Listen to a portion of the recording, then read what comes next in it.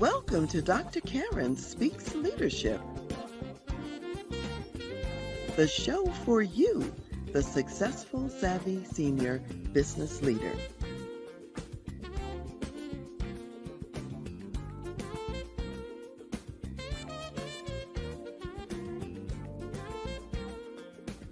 Featuring the music of national recording artist Ron McMillan. And I am your host, Dr. Karen Wilson Stark.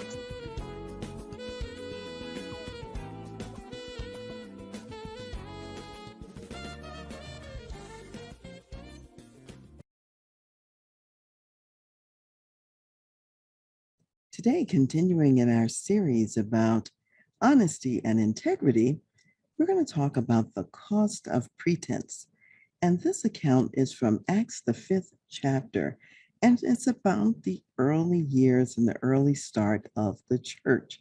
And at that time, all the people were gathered together. They were living in Jerusalem, and they were sharing their possessions and resources in common with one another. And as a result of that, they really didn't have any poor people or whatever, because anybody who would be poor was being helped by those who were not poor. And during this time, many of the early disciples, they had land and they had other possessions that they would sell. And when they would sell their lands and their possessions, they would bring the money to the apostles, give it to them so it could be distributed to people in the community who had need. Now, I want to just be clear, this was not a requirement. This wasn't anything they had to do. It wasn't a law. It wasn't a rule. It wasn't enforced like that. It was a personal choice. If you wanted to do it, you could. However, you didn't have to. Well, at that time, there was a couple, Ananias being the husband and Saphira being the wife. They saw Joseph, who's known as Barnabas, and Barnabas means son of encouragement. They saw that he sold some land and that he brought the proceeds to the feet of the apostles. And so they conspired together. Let's get some of this glory for ourselves. In other words, the people who were doing this, people were appreciating them. They were receiving thanks and some kind of accolades as a result.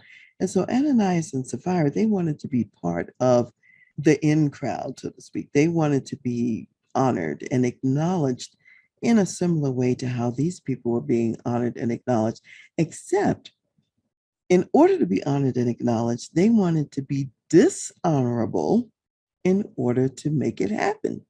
So, that's when we get in trouble trying to get honor by being dishonorable, but that's what they were doing.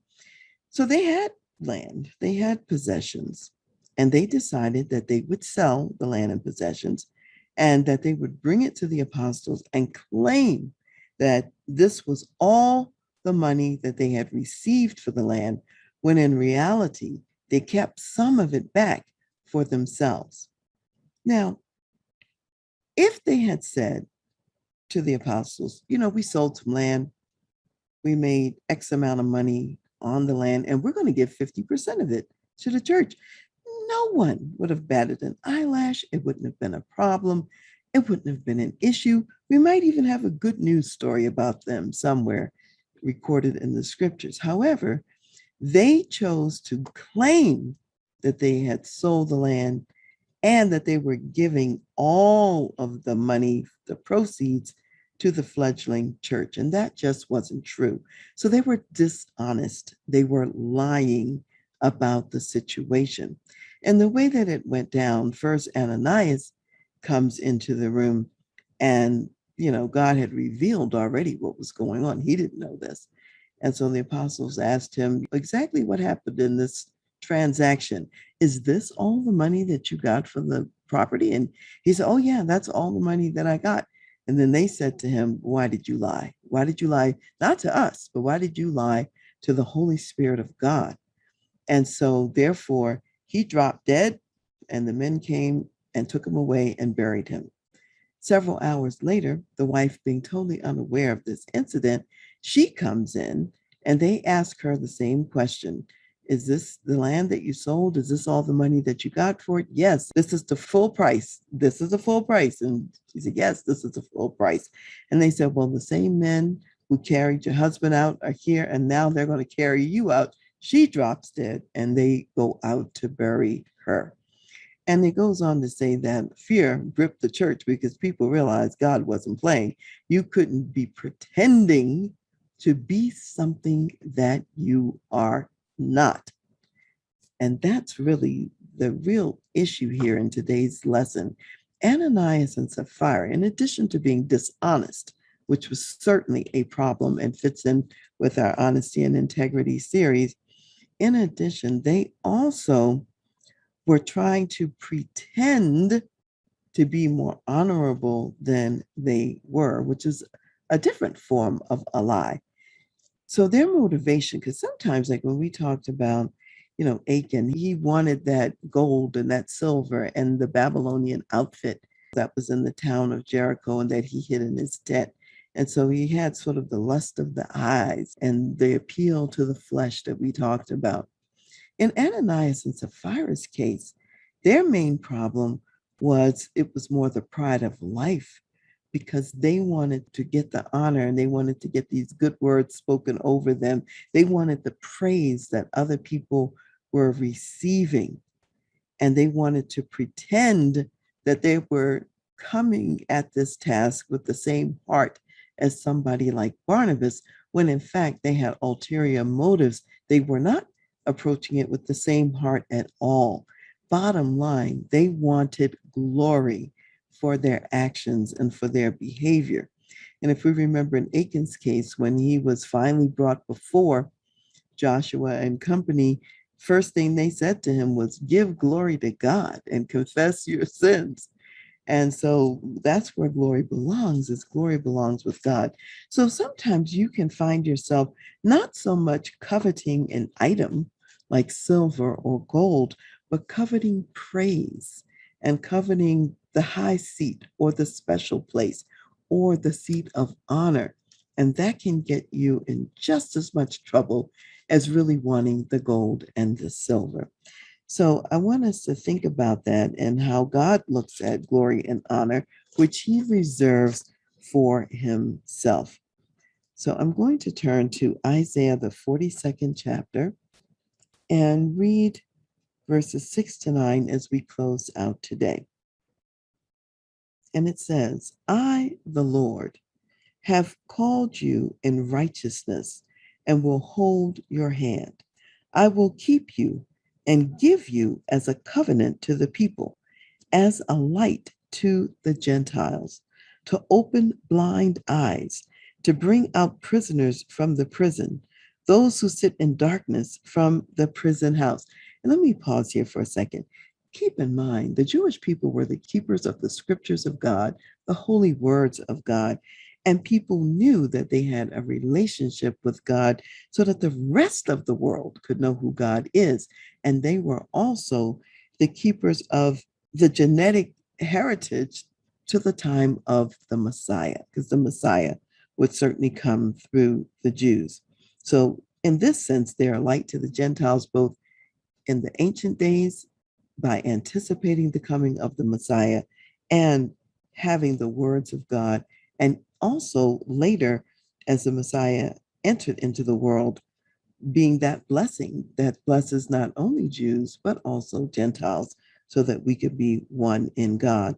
So continuing with verse 7, it says, to open blind eyes, to bring out prisoners from the prison, those who sit in darkness from the prison house. I am the Lord, that is my name, and my glory I will not give to another, nor my praise to carved images. Behold, the former things have come to pass, and new things I declare. Before they spring forth, I tell you of them. So God tells us many things. He transfers wisdom and knowledge to us. And guess what? We give all glory, honor, and praise to him because he will not share his glory with anyone. So don't pretend to be what you're not and don't steal glory that doesn't belong to you.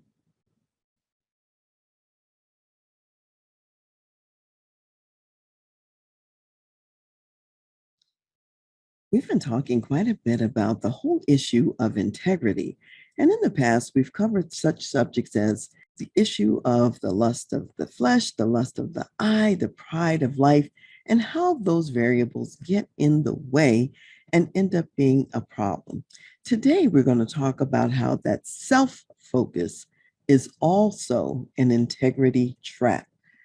That means when you're thinking more about yourself, what you want, and what you need, and what benefits you, and you're not thinking at all about other people, the other people around you, that's how you can get into some trouble when it comes down to integrity. And particularly as a business leader, leading an enterprise, there are lots of people that you are responsible for and that you want to think about and keep in mind at all times. So, the picture and the analogy that we're going to use today are going to be the shepherds of God, particularly during the days of the first covenant and the walk with Israel during all that time. And God had his shepherds on the earth who were intended to take care of the people, take care of the flock, take care of the sheep of God's people. And in so many places, they failed because of this whole issue of self focus. So, we're not going to read most of these scriptures at all that I'm going to reference today. However, I will give you the references so that you can go back and read the accounts yourself. All we're going to capture today are the attitudes and the mindsets that came out of the self focus. And that's what we want to pay attention to today. So, for one thing, Jeremiah 2:8, when God is talking about some of these shepherds, he said they didn't seek God. So, that's number one. You're supposed to be representing God. You're a shepherd of God, but they didn't seek God and his counsel or his viewpoint or his advice. And instead, they prophesied to the people by false gods. And they left the flock because they didn't know God. So if you're really a shepherd, you don't leave the flock. You're there with the flock to protect them. So a good shepherd stays with the flock, protects the flock. And a problematic shepherd, on the other hand, is not even seeking the counsel of God. So that's number one. Number two, in terms of what we see here and what's a problem, comes up in Zechariah, the 10th chapter, verses 2 and 3. And the shepherds at that time were described as those who speak iniquity, in other words, wrong things, sinful things in their lives. They see lying visions, so they're not telling the truth. And we previously even talked about John 8:32, where Jesus says, "You shall know the truth, and the truth will set you free." Well, these shepherds were seeing lying visions, they were telling false dreams, and they were comforting the people with falsehoods. In other words, they were telling the people there's no problem when in fact there really was a problem. And consequently, the people wandered and they were afflicted because they did not have a shepherd that was leading them into the safe territory. So that's number two, lying visions, false dreams that come up, speaking what isn't right, what isn't true. Number three, we see in Isaiah 56:11 that the shepherds there are described as greedy dogs that are not satisfied. What a vivid picture. Imagine a ravenous dog that can never get enough food or never get enough to eat. And that's how these shepherds were described. They were described as having no understanding. They've turned to their own way and they have pursued unjust gain. So they're profiting off of the people, but in a way that is unjust. And when you're greedy, you'll devise more and more means to defraud the people and to profit off of them because you're insatiable. You can never get enough. So that's number three. Number four, Ezekiel 34, verses 2 to 10 says, "Woe to the shepherds of Israel because they're feeding themselves. They're eating the fat. And the fat, by the way, always belonged to God. It was supposed to be sacrificed on the altar as a sweet smell to God, but they were eating the fat and they were clothing themselves with the wool. And in addition, so they're wearing the wool of the sheep. They are not strengthening the sickly in the flock. They're not healing the disease. They're not binding up those who are broken, who have broken limbs or whatever. They're not providing the treatment that they need. They're not bringing the scattered sheep back to the fold. They're not even seeking the lost sheep. Instead, they're dominating the people by force and with severity rather than with caretaking and with love and with kindness. And so, again, the picture we had last time was of greedy dogs, and this one says they are feeding themselves. And basically, they're feeding off the sheep. They're eating the sheep instead of taking care of the sheep. So that's number 4. Number 5 comes from Zechariah, the 11th chapter, verses 16 through 17. And there the shepherds are referred to as worthless because they won't care for the perishing. And again, they won't seek the scattered. They won't heal the broken, and they won't sustain those who are already standing. So some might be standing and doing fine. They're not even giving support to those. And again, they devour the flesh of the fat of the sheep, and it says they tear off their hooves. That's pretty violent. If you think about it, not only are you devouring the flesh of the fat, now you're tearing off the hooves of the sheep when you're into this self-focused kind of mindset. And then number 6, Jeremiah 23:1 says that these shepherds, their people are ones who love to destroy and to scatter. And it says, woe to those shepherds who want to destroy and who want to scatter. And then number 7 would be Jeremiah, about the 50th chapter, verse 6. And it says that these shepherds were leading the people astray, away from their resting place. So we go from 1 to 7, and we find that early on there's a neglect of the sheep where the shepherd allows them to wander off into dangerous territory, doesn't go and seek them, doesn't go and find them. Then we find the shepherd devouring the sheep. And then we find the shepherd is not upholding those who are even moving in the right direction. And now we get to this point where the sheep are leaving the flock, they're going astray, and the shepherd is not paying attention at all. So, as a business leader, when you want to operate in integrity, there are a couple of things that are important when you're operating in integrity. You have to look beyond yourself. You have to care for those who are in your charge and under your leadership. What resources do they need? What does care look like? They're doing a great work for you, and you also have some responsibility for them. And so that's really what we're talking about in these cases. What I want to share with you is when Jesus looked out over the multitude of people in his day, and he saw what was happening to them and how that they were sheep without a shepherd, he was deeply concerned about that picture, and he was really concerned about it. And so I want to just share some verses that talk about that. One of the observations comes from Matthew, the 9th chapter, and verse 36. And here we see Jesus looking out, and he says, but when he saw the multitudes, he was moved with compassion for them because they were weary and scattered like sheep having no shepherd. And then in another place, he also says about himself, this is in John, the 10th chapter, and he says, verse 11, I am the good shepherd. The good shepherd gives his life for the sheep, but a hireling, he who is not the shepherd, one who does not own the sheep, sees the wolf coming and leaves the sheep and flees. And the wolf catches the sheep and scatters them. The hireling flees because he's a hireling and does not care about the sheep.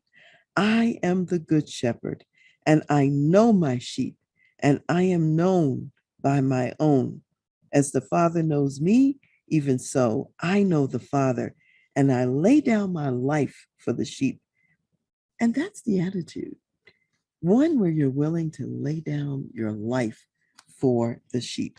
So when you want to be in integrity, think beyond yourself, go beyond yourself.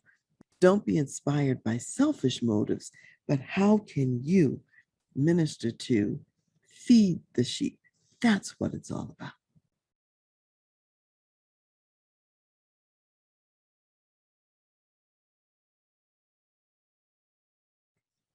In our integrity series that we've been covering, we've been talking about lots of reasons why it can be challenging or difficult to remain in integrity.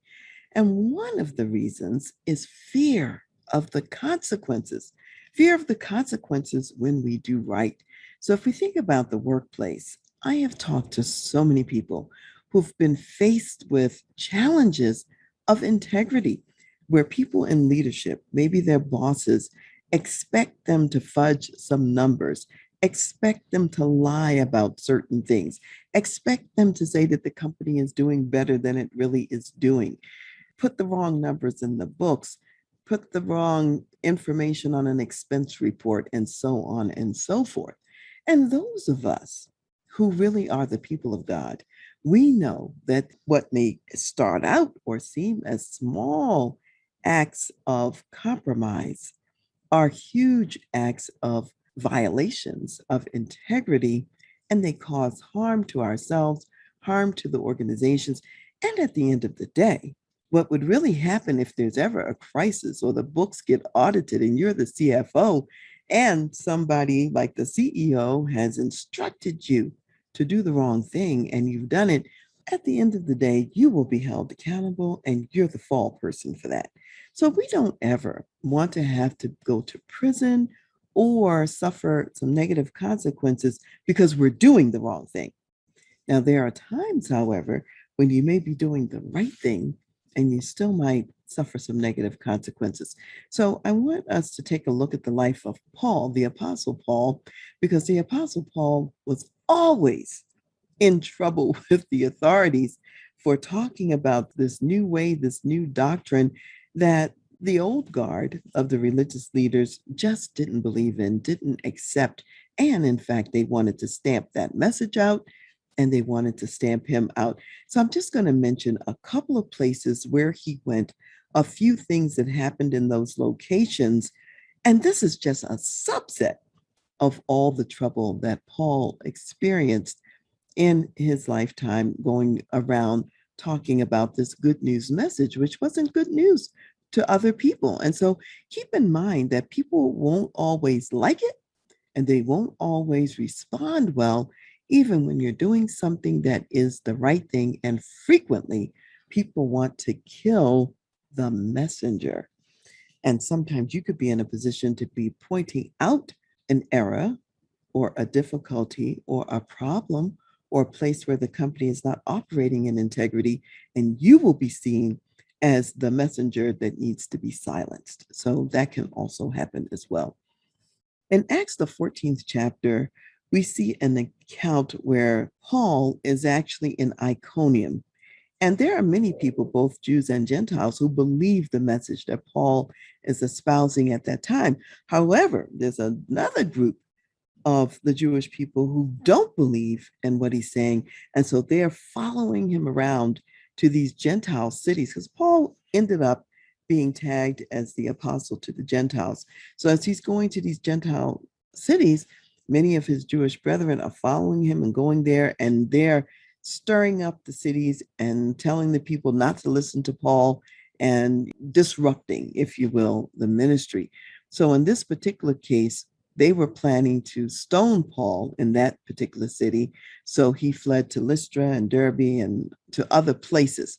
So then we see him in Lystra when he comes there. And the people in that local region try to worship Paul when he gets there. And of course, he wasn't going to accept worship. He's not God.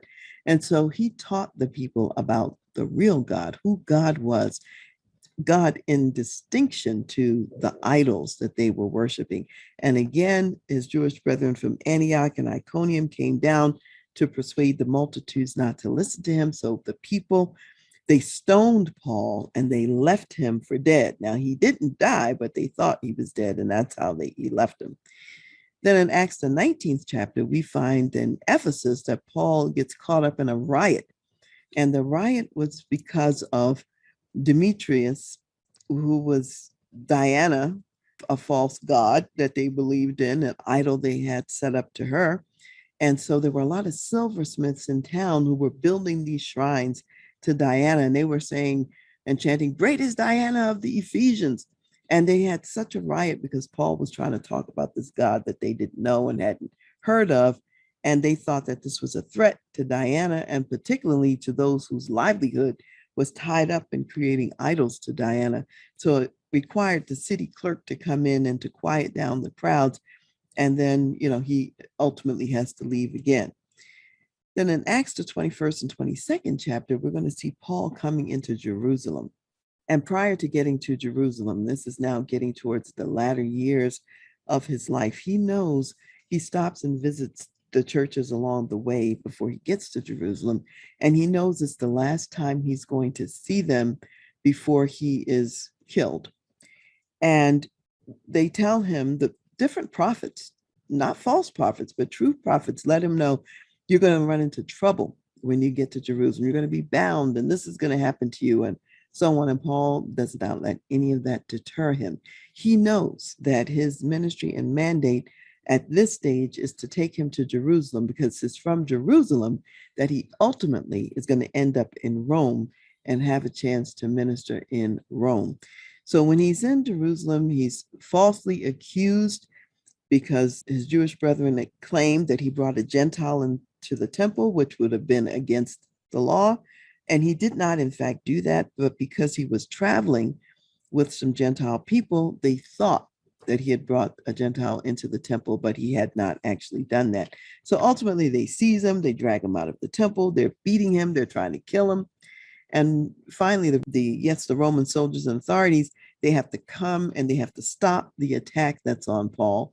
But he asked for permission to speak. So they give him permission to speak. He speaks to the people, and he's telling the story of his conversion. He's telling the story of how he met Jesus on the Damascus Road. Because remember, Paul was a huge persecutor of the church. He did not believe in any of these things until he himself had an encounter with Jesus on the Damascus Road.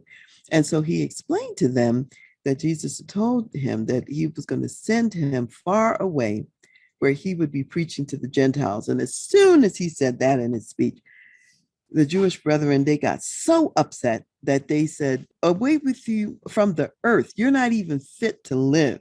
And it was so severe, they started tearing their clothes, throwing dust in the air. And to the point where, again, the Roman authorities had to intervene. They had to order Paul into the barracks for his own protection. And while he was in the barracks and while they were awaiting the trial they were going to have with the Sanhedrin, there were some plots that were, coming up later on against his life and so on and so forth. But when he appeared before the Sanhedrin, he made the argument about the difference between the Sadducees and the Pharisees. The Pharisees believed in life after death and the resurrection, and the Sadducees didn't. And so he brought that up as the argument, and that's what they ended up fussing and fighting over. But ultimately, he's in prison for his own protection, in a sense, and his sister's son discovers that there's a plot. The people are plotting that when they take Paul out of the prison to bring him to the governor, Felix, the next day, many had taken an oath that they weren't going to eat any food or drink anything until they had killed him. And they were planning to lay in wait and have an ambush and kill him before he could get to the governor. So his sister's son came, told Paul about it. Paul sent him to the Roman guards, the head of the guard, to tell him what was going on. So under cover of darkness in the night, they actually removed Paul at that time and took him to the governor Felix. Paul appeared before him. He later appeared before King Agrippa as well. And he had appealed to Caesar. So he went to Caesar. He spent a number of years in Rome ministering there while imprisoned there before he would have his hearing before Caesar. And, the earlier authorities had said if he hadn't appealed to Caesar, he could have been let go because he really hadn't committed any crimes worthy of death or worthy of even any punishment. However, Paul knew that this was the route that God was using to get him to Rome so that he could preach the gospel to even the members of the household of Caesar so that the message would spread even further. So he went through a lot of hardship, a lot of beatings, a lot of stonings, a lot of running out of cities and everything else because he was standing in integrity with the truth that he was espousing, even though people disagreed with what he was saying. And so, my questions to you today are these: Are you willing to die for what is right? Are you willing to die for the truth? Number two, do you trust God whether you live or die? And no matter what happens to you, do you trust God? Three, are you willing to lose your position, to lose your job in the workplace because you stand in integrity? Many people have voluntarily left jobs because of integrity violations that they were asked to participate in, and others were fired. So, are you willing to lose your position or your job? And four, are you willing to be imprisoned for doing what is right? Because Paul certainly was. That didn't bother him and it didn't concern him. I understand that these are tough choices and decisions and not ones that any of us really want to choose. And especially when there's no reason for us to be imprisoned or to lose a good job and so on and so forth. But at the end of the day, we have to remember that God is the one who is our provider. He is Jehovah Jireh. Whether we have that job or not, He will still provide for our needs. So, as we conclude today, I want to share out of the book of Philippians, the third chapter. And this is Paul. And he's thinking about the days coming towards the end of his life and how he's lived. And he's talking about where true treasure is and what's profitable and what's really of gain. And he says, "But what things were gain to me, these I have counted loss for Christ. Yet indeed, I also count all things lost for the excellence of the knowledge of Christ Jesus my Lord, for whom I have suffered the loss of all things, and count them as rubbish, that I may gain Christ and be found in him, not having my own righteousness, which is from the law, but that which is through faith in Christ, the righteousness which is from God by faith, that I may know him and the power of his resurrection and the fellowship of his sufferings, being conformed to his death, if by any means I may attain to the resurrection from the dead. Not that I have already attained or am already perfected, but I press on that I may lay hold of that for which Christ Jesus has also laid hold of me. Brethren, I do not count myself to have apprehended, but one thing I do, forgetting those things which are behind and reaching forward to those things which are ahead, I press toward the goal for the prize of the upward call of God in Christ Jesus."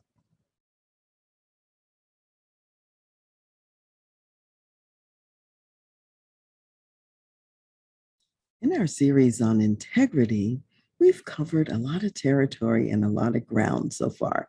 And I'd like to just leave you with some bottom line thoughts to think about in today's segment, which is about trust more and see more.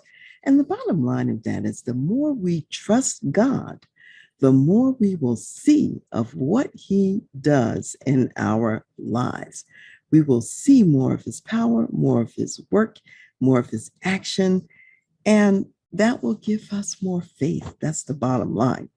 And the more you actually trust God and follow his precepts, the more you basically will discover that you can trust God. And there's a principle. First, you have to go before you know. And that may seem odd because a lot of times we want to know stuff before we start moving and before we go and before we get there. But like that trapeze acrobat high in the sky in the air, and you're swinging on one trapeze rung and you're needing to go to the next one. For a period of time, you're suspended in midair.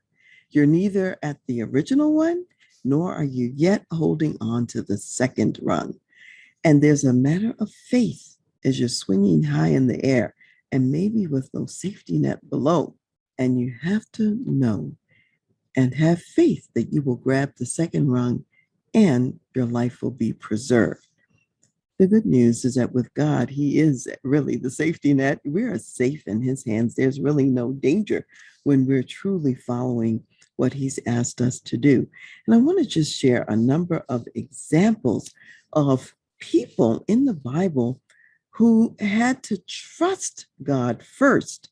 They had to move before they fully knew or understood the totality of what He actually would do on their behalf.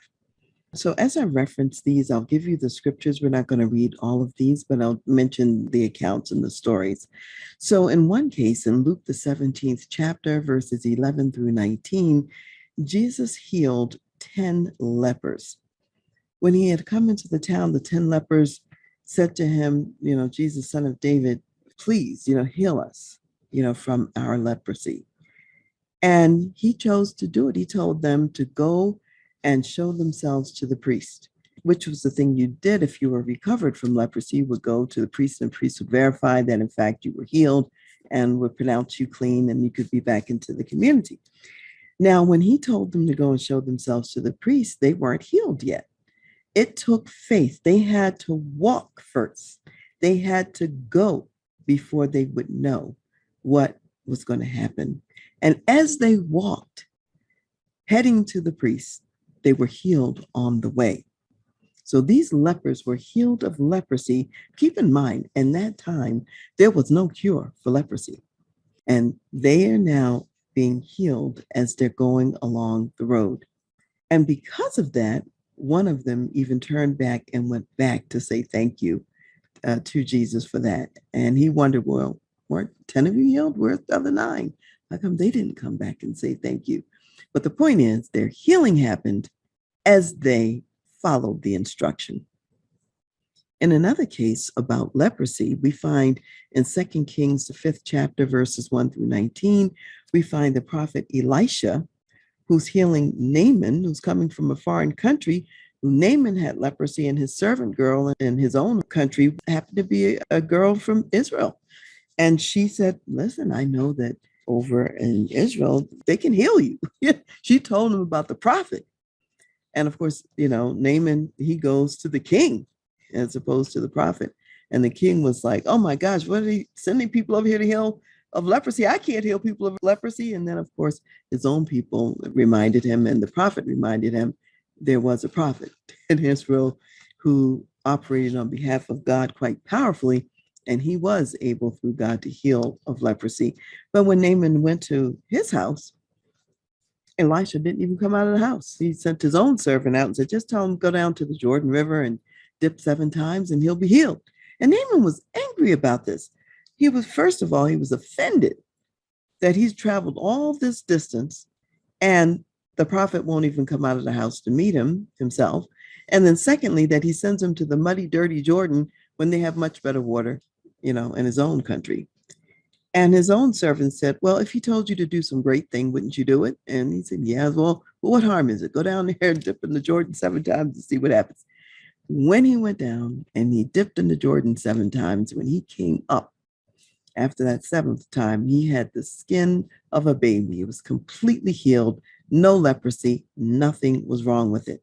Had he not followed the instructions and not obeyed, he would never have seen the power of God in his life. So he had to go first before he could know. And that was the case of Naaman and his leprosy.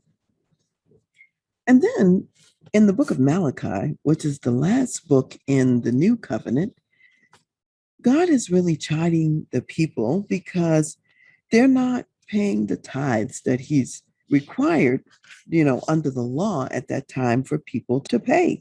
And he's saying to them that because they're not paying these tithes, that in essence, they're robbing God.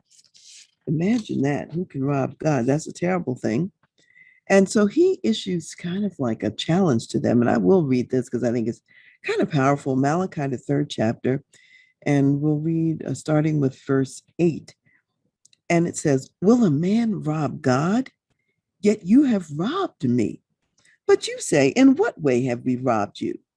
In tithes and offerings. You are cursed with a curse, for you have robbed me, even this whole nation. Bring all the tithes into the storehouse, that there may be food in my house. And try me now in this, says the Lord of hosts, if I will not open for you the windows of heaven and pour out for you such blessing that there will not be room enough to receive it." Imagine that. He's telling them, give the tithes that I've required you to give and do that first. And when you do it, it will seem to you like you giving away resources that you need.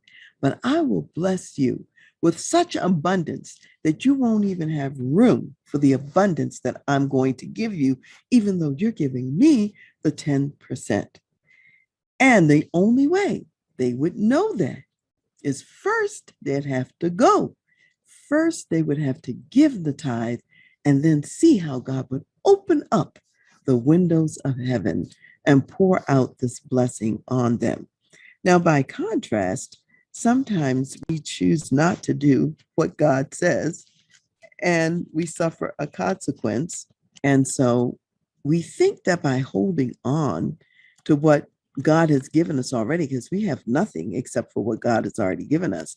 But we think that if we hold on to it, that means we really have it. And what God is saying, you hold on to it if you want to. I'm going to blow a wind and an air over it so that you won't even have what you think you have.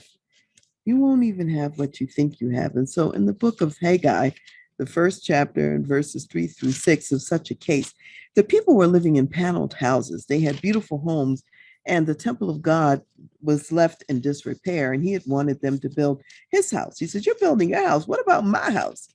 And all the while, they were attending to things that were important to them, but they were neglecting what God had said for them to do.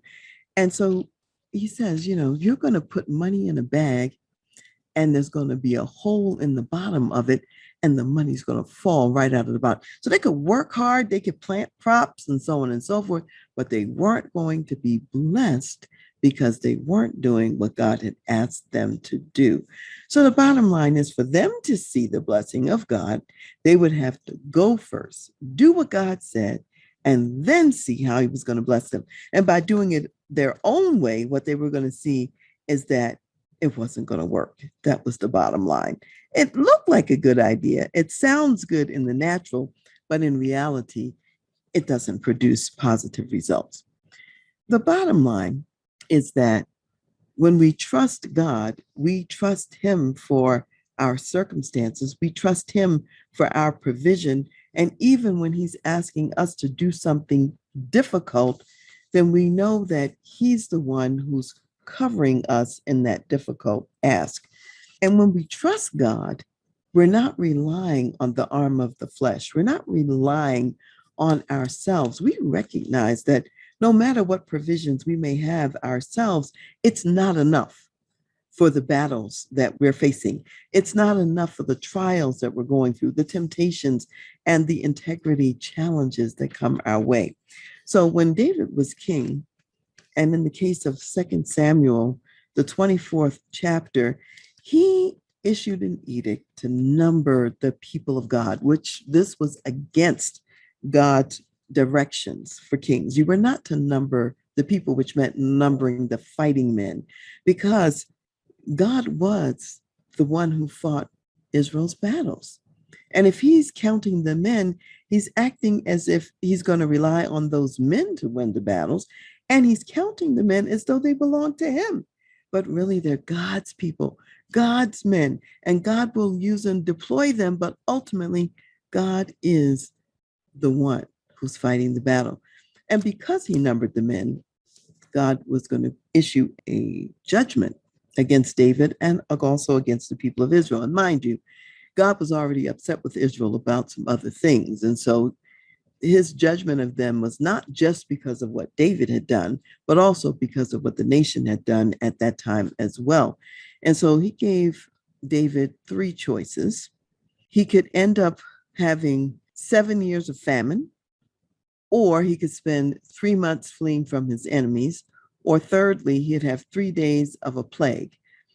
And it was that third item that was really falling into the hands of God. That was God's plague on him. And he decided that certainly he didn't want to fall into the hands of his enemies where there'd be no mercy. Clearly, God was a God of mercy. So he was going to take his chances on the 3 days of God's plague. And in the 3 days of God's plague, and before he stopped the plague, 70,000 people lost their lives. And I've said this before, when you are in leadership, your choices and actions not only affect yourself, but they affect other people as well. And because of David's unwise choices, 70,000 people also lost their lives as well because he made an unwise choice. So at the end of the day, we have to be willing to trust God and his provision and not count up our own resources because we have nothing in and of ourselves that's going to save us in a difficult day and a dark time. But what little we have, God takes it and makes it something much greater than what it otherwise would be. So in Matthew, the 14th chapter, verses 15 through 21, when Jesus was feeding the 5,000, the crowd of 5,000 men, plus there were women and children in addition to the 5,000 men, and he told his disciples when they said, oh, send the people away so they can get some food because it's getting late. He said, no, don't send them away. You feed them. And they're thinking, we don't have enough money to feed these people. That's more than a year's wages for us to feed 5,000 people. And so he asked them, well, what food do you have out there in the crowd? And one little boy had 5 loaves of bread and 2 fish. And Jesus said, bring them to me.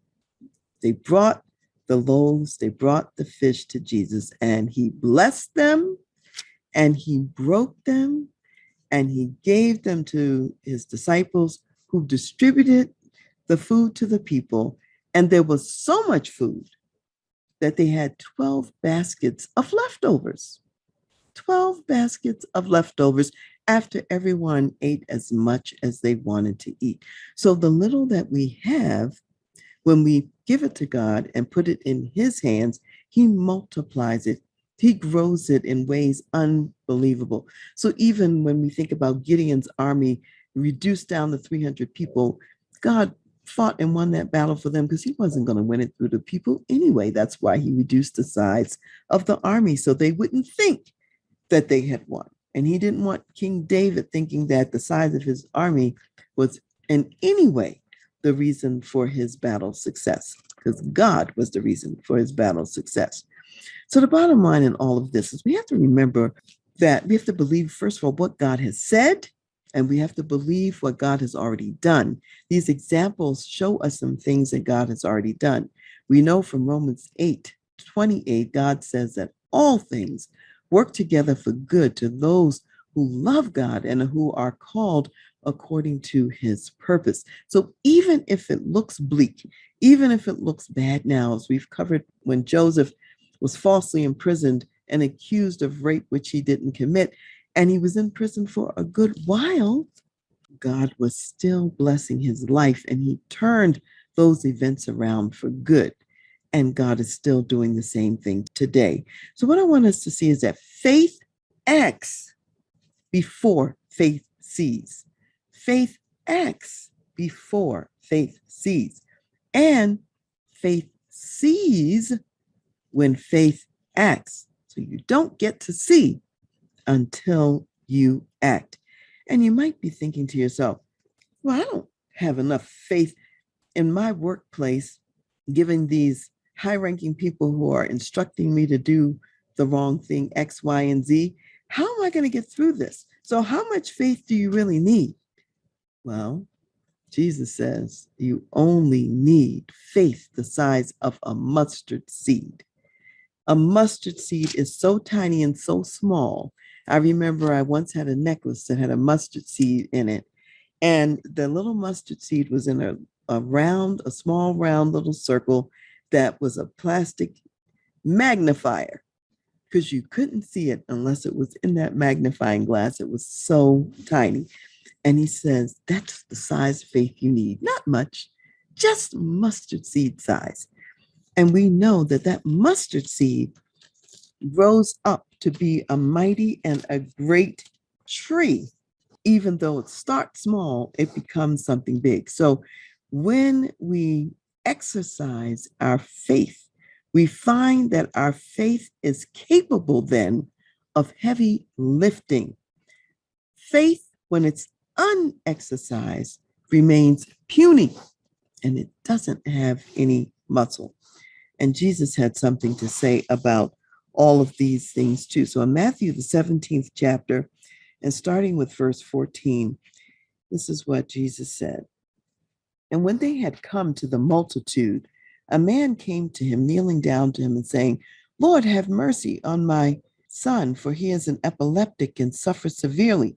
For he often falls into the fire and often into the water. So I brought him to your disciples, but they could not cure him. Then Jesus answered and said, O faithless and perverse generation, how long shall I be with you? How long shall I bear with you? Bring him here to me. And Jesus rebuked the demon, and it came out of him, and the child was cured from that very hour. Then the disciples came to Jesus privately and said, Why could we not cast it out? So Jesus said to them, Because of your unbelief. For assuredly I say to you, if you have faith as a mustard seed, you will say to this mountain, Move from here to there, and it will move, and nothing will be impossible for you. However, this kind does not go out except by prayer and fasting. So when Jesus says, if you have faith of a mustard seed and you were to say to this mountain, move from here to there, think about the mountains in our lives, the things that seem like impediments, the things that seem like barriers, obstacles. These are the things that would move easily if we would exercise the faith that we already have. Even that small mustard seed faith, we would see the power of God in operation in our life. So I want to close today with Jesus' parable about the mustard seed, and that's in Matthew, the 13th chapter. And this will be verses 31 and 32. And it says, Another parable he put forth to them, saying, The kingdom of heaven is like a mustard seed, which a man took and sowed in his field, which indeed is the least of all the seeds. But when it is grown, it is greater than the herbs and becomes a tree, so that the birds of the air come and nest in its branches. And my challenge to you is this: you too can become that mustard seed tree that provides shade and rest for the people around you, because you are living in integrity. You are showing what it looks like to exercise mustard seed faith. You become a place of shelter, a place of refuge for other people. And it starts with you recognizing that God is our refuge. He is our resting place. He has provided that tree of life to us already. So exercise your faith, see the goodness of God, and you will not see until you go. So go, and then you will know.